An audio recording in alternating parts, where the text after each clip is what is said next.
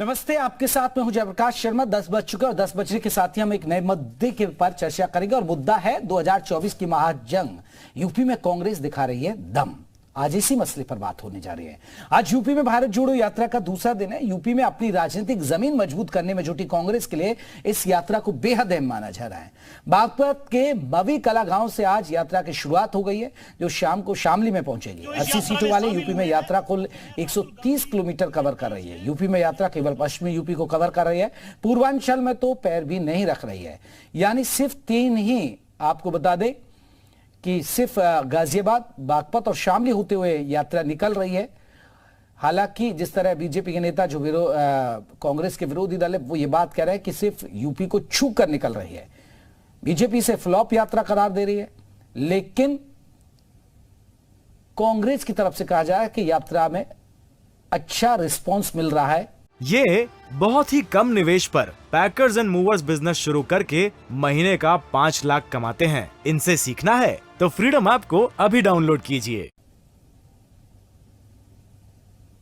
लाखों की तादाद में लोग इस यात्रा से जुड़ रहे हैं और साथ ही साथ वो कह रहे हैं कि नफरत, दरअसल यह बात जो कही जा रही है कि भारत जोड़ो है इस यात्रा का मकसद। तो भारत जोड़ो यात्रा यूपी में कांग्रेस दिखा रही है। हालांकि यूपी के अगर हम वजूद की बात करें, अभी जो स्थिति हालत को समझे, तो यूपी में कांग्रेस की अभी स्थिति बहुत कुछ खास नहीं है। अनुज हमारे साथ, हमारे सहयोगी और ज्यादा अपडेट के साथ इस यात्रा में चल रहे हैं। राहुल गांधी की जो यात्रा है, जो शामली पहुंच रही है आज बागपत और बड़ौत होते हुए। अनुज, अभी यात्रा कहां पहुंची है और शाम तक क्या शामली में ही ठहराव होगा शाम को? जी बिल्कुल जेपी, अभी मैं आपको पहले अपडेट बता दूं। यहाँ पर अभी यहाँ पर रेस्ट करने के लिए थोड़ी देर के लिए राहुल गांधी रुके हैं और ये यात्रा यहाँ पर कुछ देर के लिए रुकी है और अभी कुछ देर बाद यहाँ से ये यात्रा फिर से शुरू होगी। सारे कार्यकर्ता यहाँ पर जमा हुए हैं। एक बार तस्वीरें जल्दी से देख लीजिए। ये तस्वीरें देखिए, यहाँ पर जो लोग हैं, जो समर्थक है, वो यहाँ पर इकट्ठा है और यहाँ से अब से कुछ ही देर बाद ये यात्रा आगे बढ़ेगी और आगे बड़ौत तक जाएगी। बड़ौत के बीच में एक और वहाँ पर एक पॉइंट बनाया गया है, एक और बार वहाँ पर रेस्ट करने के लिए रुका जाएगा और उसके बाद वहां से आगे बढ़ा जाएगा। पास में ही मंदिर है। ये भी कहा जा रहा था कि राहुल गांधी अभी निकलेंगे तो वहां पर हाथ जोड़ते हुए, प्रार्थना करते हुए अनुज भीम आर्मी और आरएलडी के भी इसमें झंडे नजर आ रहे हैं। भीम आर्मी के तो कल थे, लेकिन आरएलडी ने हालांकि शामिल तो नहीं हुई है। शुभकामनाएं जरूर दी गई हैं। तो क्या आरएलडी की तरफ से कोई लोग शामिल हो रहे हैं यहाँ पे, कोई नेता? बिल्कुल बिल्कुल, देखिए जेपी, ये पहले ही साफ कर दिया गया था आरएलडी की तरफ से, जयंत चौधरी की तरफ से, कि यहाँ पर जब यात्रा पहुंचेगी, क्योंकि ये आरएलडी का क्षेत्र है, यहाँ पर जयंत चौधरी का क्षेत्र है, पश्चिमी उत्तर प्रदेश है, तो यहाँ पर आरएलडी के जो कार्यकर्ता है, मेरी उनसे बात भी हुई थी, वो यहाँ पर पहुंचे थे और यहाँ पर उन्होंने स्वागत भी किया था। देखिए अब थोड़ी हलचल होनी शुरू हो गई है। हो सकता है राहुल गांधी बाहर आए, अभी वो बाहर अभी नहीं आए हैं, लेकिन आरएलडी की आप बात कर रहे थे, यहाँ पर उन्होंने, वहाँ के आरएलडी के कार्यकर्ता पहुंचकर उन्होंने यहाँ पर स्वागत किया है इस यात्रा का। तो ये पहले ही साफ कर दिया गया था कि आरएलडी के लोग जो हैं वो यहाँ पर जगह जगह पर इकट्ठा होंगे और वो स्वागत जरूर करेंगे इस यात्रा का। काफी लोग यहाँ पर मौजूद है। क्या कहेंगे सर इस यात्रा के बारे में? इस यात्रा को देखकर भारतीय जनता पार्टी के लोग घबराए हुए हैं कि राहुल गांधी के नेतृत्व में इतना काफिला कहां से चल रहा है और इतने 25 किलोमीटर पर डे चलना है। युवाओं में जोश है, महिलाओं में जोश है, बुजुर्गों में जोश है, उत्साह है कि राहुल गांधी के नेतृत्व में हम लोग 2024 के चुनाव, लोकसभा के चुनाव में कांग्रेस पार्टी राहुल गांधी के नेतृत्व में सरकार बनेगी। बीजेपी के लोग तो कई सारी बातें कह रहे हैं कि इस यात्रा पर सवाल उठा रहे, कह रहे राजनीतिक यात्रा है, भारत जोड़ो नहीं भारत तोड़ो यात्रा है। बीजेपी वाले पहले अपने को सुधर जाएं। जो जनता से उन्होंने वादा किया था अच्छे दिन का, अच्छे दिन क्या जनते क्या है?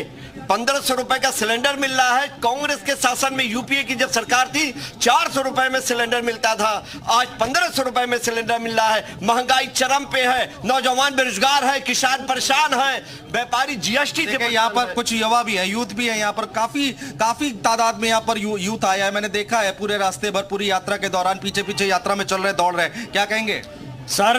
आपको मैं बताना चाहूंगा कि आपको एक फेमस डायलॉग याद होगा कि मई जून में भी शिमला बना देंगे।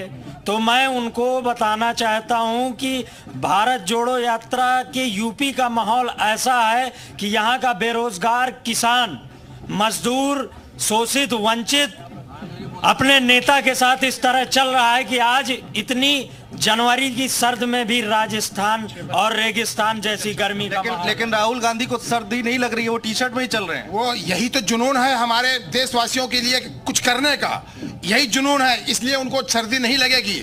और हम लोग तो आज थोड़ी सर्दी के लिए चल रहे हैं, हम लोग भी अगर वो कहेंगे तो हम लोग टी शर्ट और क्या कहते हैं कि लोअर में चलेंगे, इसमें कोई नो डाउट होगा। इस पे भारत जोड़ो यात्रा पे और किस पे कहेंगे? भारत जोड़ो यात्रा ही चल रही ना। नहीं, भारत जोड़ो यात्रा राहुल जी बराबर हम लोगों के साथ चल रहे हैं, युवाओं की आवाज उठा रहे हैं, बेरोजगारों की आवाज उठा रहे हैं, किसानों की आवाज उठा रहे हैं। किसानों को आपको नहीं लगता किसान किस तरह रह रहा है खेत में? आज राहुल जी की टी शर्ट देख रहे हैं, राहुल जी की टी शर्ट नहीं। देवरिया से आए? जी सर, देवरिया से हम लोग आए हुए हैं और हम वहाँ से काफी तादाद में लोग आए हुए हैं।